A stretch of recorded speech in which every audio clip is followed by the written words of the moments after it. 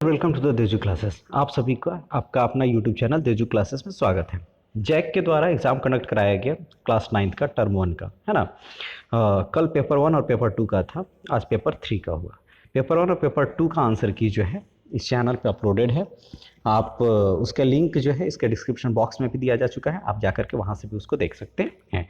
अगर आप इस चैनल पे नए हैं तो आप इसे ज़रूर सब्सक्राइब करें, क्योंकि 10th में ये आपकी को सहायक सिद्ध होगा, क्योंकि यहाँ पे सारे चैप्टर्स को पढ़ाए जाएंगे अच्छे ढंग से। मैथ, फिजिक्स और मैथ, साइंस और इंग्लिश तीनों मेन सब्जेक्ट रहेंगे।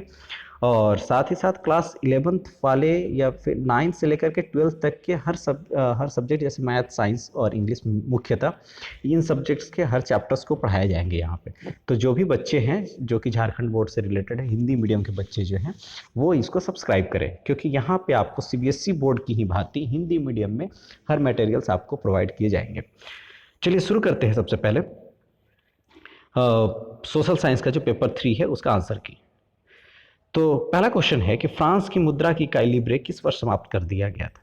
तो पहला का सही आंसर क्या है? ऑप्शन नंबर 4, 1794 में, और उसके बाद पाउंड स्टार्ट हो गया था। ठीक है, तो पहला का सही आंसर ऑप्शन नंबर 4।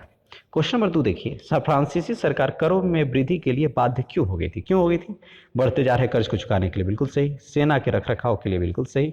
राज दरबार तथा सरकारी कार्यालयों को चलाने के लिए, यानी इनमें से सभी जो होगा ये सही आंसर होगा, ऑप्शन नंबर 4।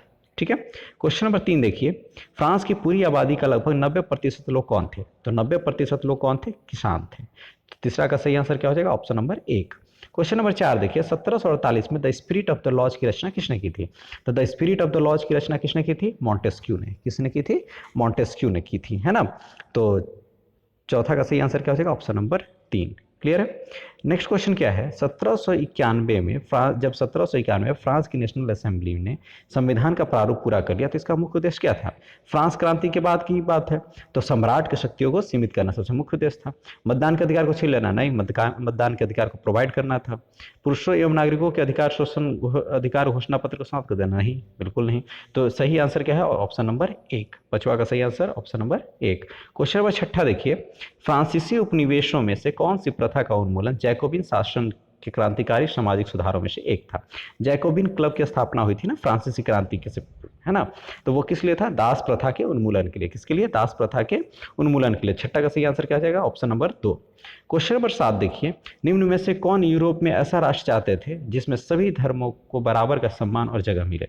तो कौन चाहते थे? लिबरल्स, यानी उदारवादी विचारधारा के जो लोग थे, उदारवादी जो थे, वो चाहते थे कि ऐसा राष्ट्र का निर्माण हो जहां पर सभी धर्मों को बराबर का सम्मान और जगह मिले। तो सत्वा का सही answer option number 1। Question number 8 देखिए, निम्न में से किसका विश्वास था कि खुद को पूंजीवादी शोषण से मुक्त कराने के लिए मजदूरों को एक अत्यंत भिन्न किस्म का समाज बनाना होगा? एनसीईआरटी में दिया हुआ है ये। तो कौन था? कार्ल मार्क्स, है ना। कौन थे? कार्ल मार्क्स थे। नेक्स्ट क्या है? क्वेश्चन नंबर 9 देखिए, लातविया, लिथुआनिया, है ना, एस्तोनिया और पोलैंड कुछ हिस्से साम्राज्य के अंग थे। किसके? तो रूसी साम्राज्य के। किसके? रूसी साम्राज्य के। ठीक है, बाल्टिक स्टेट बोला जाता है ना इसको। लातविया, लिथुआनिया, एस्तोनिया को बाल्टिक स्टेट बोला जाता है। बाल्टिक सी के किनारे हैं लोग। अच्छा, नेक्स्ट क्वेश्चन क्या है? क्वेश्चन नंबर 9 के बाद क्वेश्चन नंबर 10 देखिए, तो मार्क्स के विचारों को मानने वाले समाजवादियों ने 1890 का गठन किया था। इसका सही आंसर क्या हो जाएगा? Option number 2, Russian social democratic workers party का गठन किया था। ठीक है, क्वेश्चन नंबर 11 देखिए, 1900 में दो यूरोपीय गठबंधनों के बीच युद्ध छिड़ गया। ठीक है, 1914 यानी प्रथम विश्व युद्ध का शुरुआत।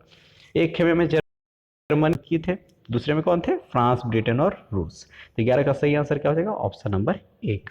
ठीक है, क्वेश्चन नंबर 12 देखिए, पूर्वी देशांतर रेखा जो भारत के मानक यौमतर रेखा मानी जाती है, वह भारत के किस राज्य और शहर से होकर गुजरती है? तो इसका सही आंसर क्या हो जाएगा? ऑप्शन नंबर 1, उत्तर प्रदेश का मिर्जापुर से। ठीक है, क्वेश्चन नंबर 13 देखिए, पश्चिम में यूरोपीय देशों और पूर्वी एशियाई देशों में को कौन सा सागर मिलाती है ना?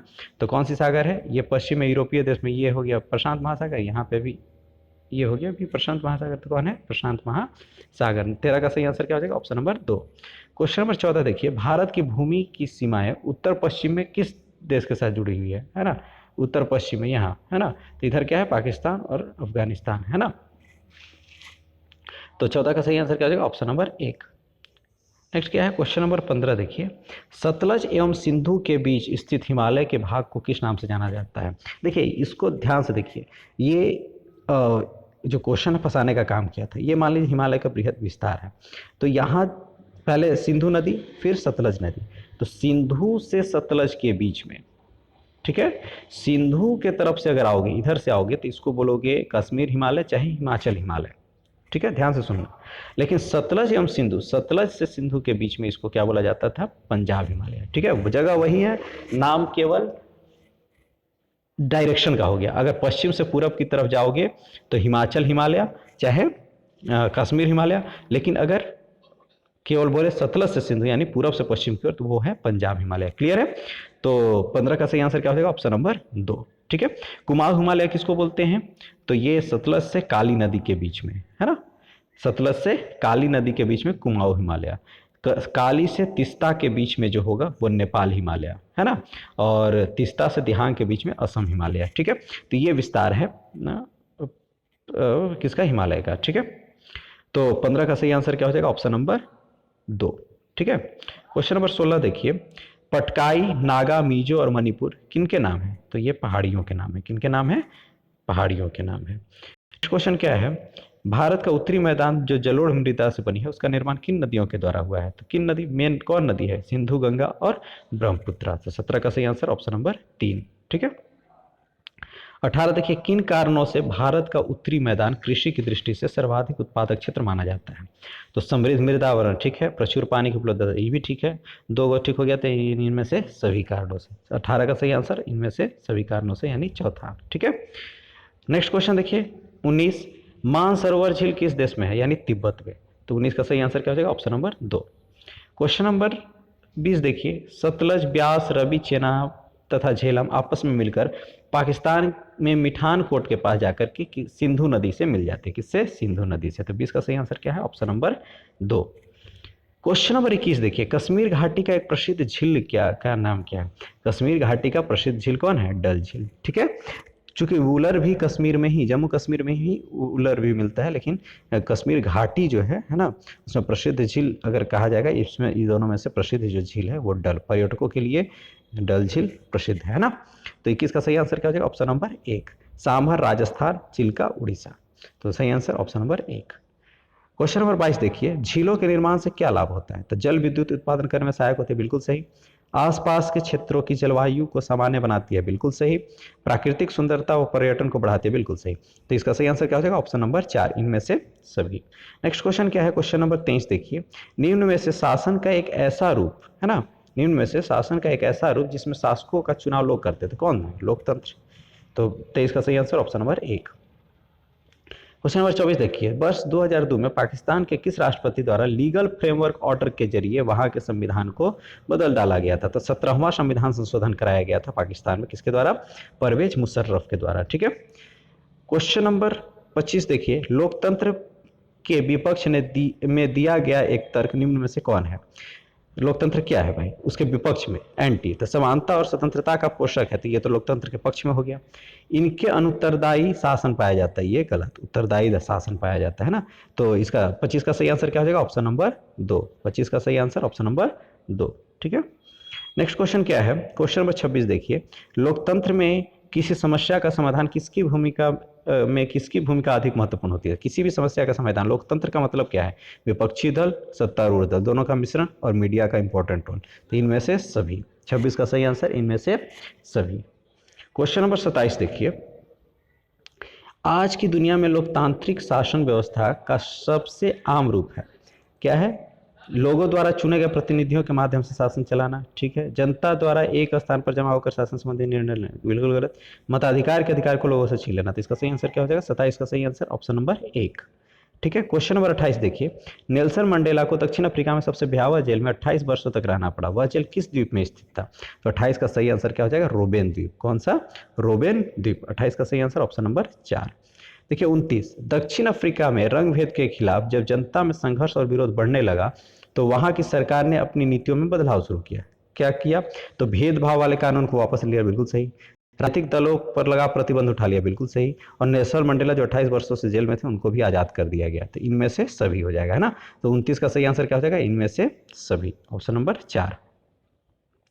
क्वेश्चन नंबर 30 देखिए, लोकतांत्रिक शासन वाले देशों में किसका होना जरूरी माना जाता है, तो लोकतांत्रिक यानी संविधान, तो तीसरा का सही आंसर 30 का सही आंसर क्या हो जाएगा? Option number 2। ठीक है, नेक्स्ट क्वेश्चन देखिए, क्वेश्चन नंबर 31।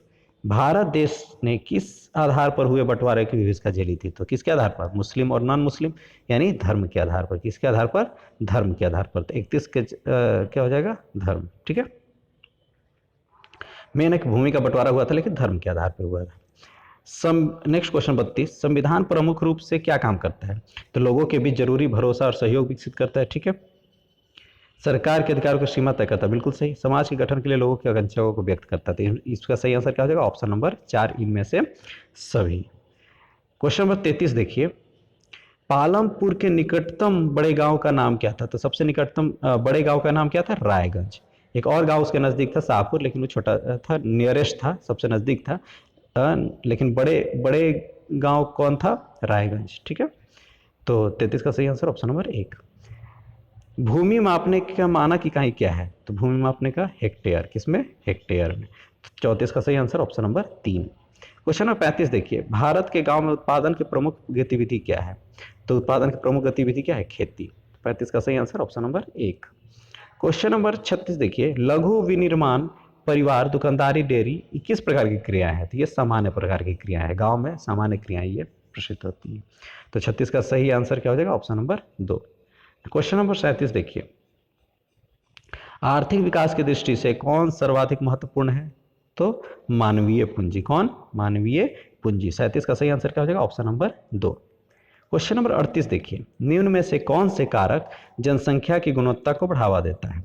तो जनसंख्या की गुणवत्ता का बढ़ावा कौन देगा? साक्षरता दर, बिल्कुल सही। लोगों का स्वास्थ्य, ये भी सही। कौशल निर्माण, ये भी सही। तो इसमें से सही आंसर क्या हो जाएगा? इनमें से सभी, यानी ऑप्शन नंबर 4 जो होगा इनमें से सभी 38 का सही आंसर होगा।